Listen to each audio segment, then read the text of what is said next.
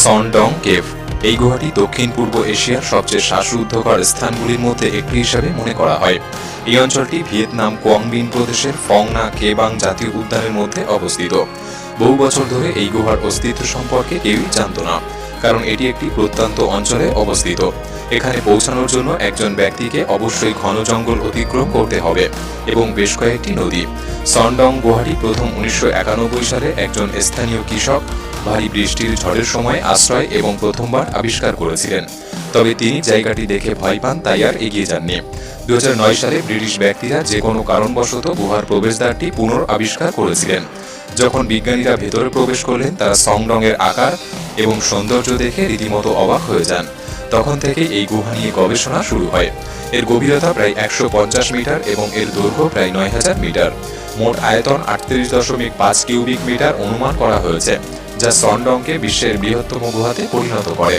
বিজ্ঞানীরা এখনও সনডং এর 6000 মিটার টেরিটরি অঞ্চলকে অন্বেষণ করতে পেরেছেন। পাথরের ফাটলের মধ্যে দিয়ে জল এবং আলোর উপস্থিতি এই অঞ্চলে অনেক উদ্ভিদ এবং প্রাণীর জন্ম দিয়েছে।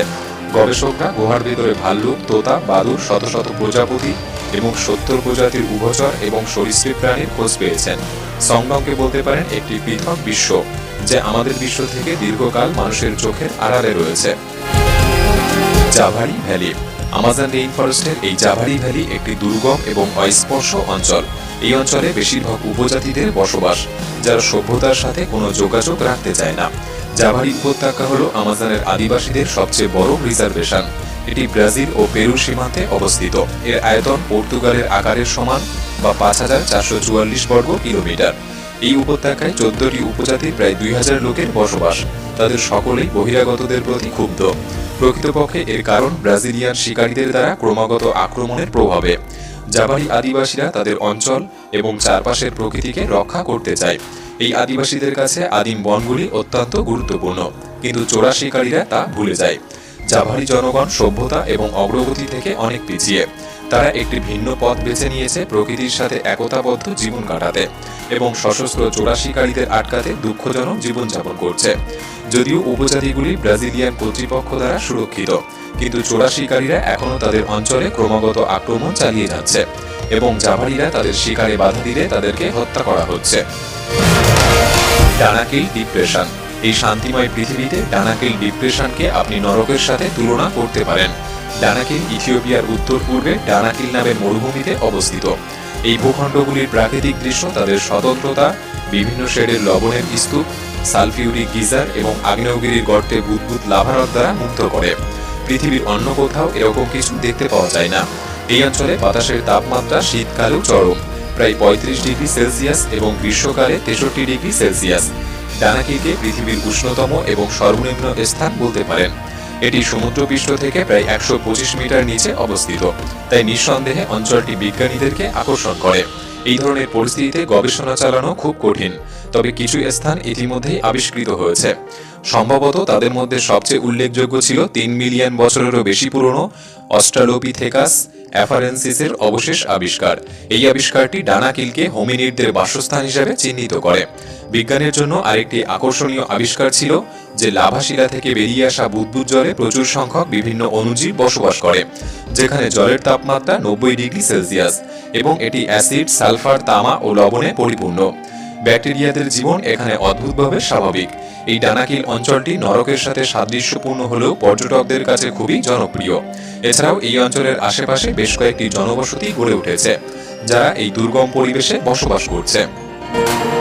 কেপ মেলভিল এই অঞ্চলটি অস্ট্রেলিয়ার কেপ ইয়ার্ক উপদ্বীপের পূর্ব উপকূলে অবস্থিত।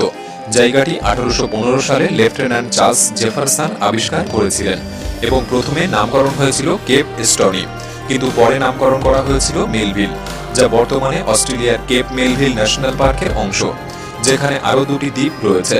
কেপ মেলভিল অঞ্চলটি তার বিশাল পাথরের জন্য অনন্য, যা একটি প্রাচীর হিসাবে কাজ করে।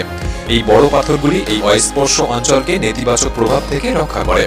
দীর্ঘদিন ধরে এই পাথরগুলি মেলভিল এলাকার গবেষণাকে অসম্ভব করে তুলেছে, তাই মেলভিলের ঘন গ্রীষ্মমণ্ডলীয় বনকে দি লাস্ট ওয়ার্ল্ড বলা হয়। 2013 সালে জেমস কুক ইউনিভার্সিটির বিজ্ঞানীরা ন্যাশনাল জিওগ্রাফিকের একটি দলের সাথে কেপের চূড়ায় একটি অভিযান চালিয়েছিলেন।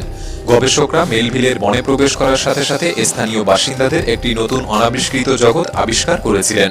বিজ্ঞানীরা বলেছিলেন যে তারা মেলভিলে যে আবিষ্কারগুলি করেছিলেন তা রীতিমতো অবাক করার মতো ছিল। তারা উদ্ভিদ এবং প্রাণীর সম্পূর্ণ নতুন প্রজাতি আবিষ্কার করেছিলেন। প্রথম আবিষ্কারটি ছিল একটি অস্বাভাবিক গেকো, যার দৈর্ঘ্য 20 সেন্টিমিটার, একটি দীর্ঘ পাতলা শরীর এবং বড় চোখ। গেকোর এই প্রজাতিটিকে লিফটেল গেকো নাম দিয়েছিলেন। এছাড়াও বোল্ডারের ফাটলে লুকিয়ে থাকা হালকা বাদামি দাগযুক্ত এক প্রকার ব্যাঙ খুঁজে পান, যে প্রজাতির নাম দেওয়া হয়েছিল ব্লচ বোল্ডার ফ্রগ। আরেকটি আবিষ্কার হয়েছিল কেপ মেলভিন শেড স্কিন নামে একটি নতুন প্রজাতির বাদামি টিকটিকি। প্রাণী ছাড়াও বিজ্ঞানীরা উদ্ভিদের সম্পূর্ণ নতুন প্রজাতিও আবিষ্কার করেছিলেন, যে উদ্ভিদ এবং প্রাণীরা এই অঞ্চলের স্থানীয়, যাদের অন্য কোথাও খুঁজে পাওয়া যায় না। মটুও কান্ট্রি। তিব্বত দীর্ঘকাল ধরে রহস্যে আচ্ছন্ন হয়ে রয়েছে, আংশিকভাবে বৌদ্ধ শিক্ষা এবং দুর্গম মহিমান্বিত পর্বত দ্বারা বিচ্ছিন্নতার কারণে। এই অঞ্চলের সবচেয়ে রহস্যময় স্থানগুলির মধ্যে একটি হল মটুও কান্ট্রি। মটুও তার অস্পর্শ সৌন্দর্যের জন্য বিখ্যাত এবং বৌদ্ধরা এটিকে একটি পবিত্র স্থান বলে মনে করে। দুর্ভাগ্যবশত পরিবহন ব্যবস্থার অভাবের কারণে জায়গাটি বহির্বিশ্ব থেকে সম্পূর্ণ বিচ্ছিন্ন। অনেক বছর ধরে কর্তৃপক্ষ মটুওকে অন্যান্য দেশের সাথে সংযোগকারী রাস্তা দিয়ে সংযোগ করতে চেয়েছিল, কিন্তু নির্মাণের সময় প্রতিবারই তুষারপাত এবং শিলাধসের ঘটনা ঘটেছে।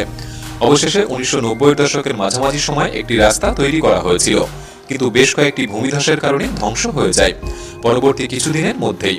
ফলে কর্তৃপক্ষ আর কোনোদিন রাস্তা নির্মাণের প্রচেষ্টা করেনি। তিব্বতী ভাষায় মটুয়া শব্দের অর্থ লুকোনো পদ্ম। এই অঞ্চলটি সত্যিকার অর্থে তার নাম অনুসারে সার্থক। মনে হয় যেন কোনো এক প্রাকৃতিক শক্তি রাস্তা নির্মাণে বিরোধিতা করে, যেন প্রকৃতি বাকি দুনিয়া থেকে জায়গাটিকে লুকিয়ে রাখতে চায়।